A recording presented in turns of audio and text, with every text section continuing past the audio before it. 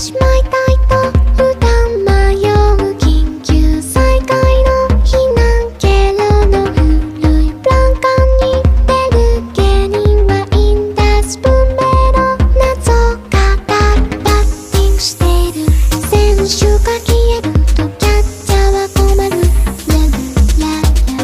バッティングしている選手が消えるとキャッチャーは困る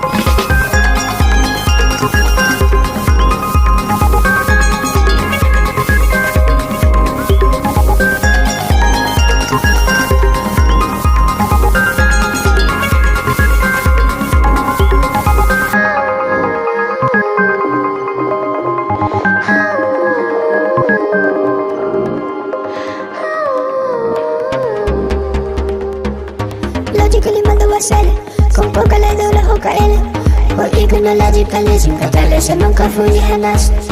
どれも巨人的になられるうちで海に落ちるティーパーティー開くと昼のサイズチンピラに絡めれる結局の言語は歪れ髪にチョップ自由あのフェロドラどこでもドアここをこの兄のポリシーこれ主義上のプロットに影響され時間変することも意味はないいずれ分かるコンテクスト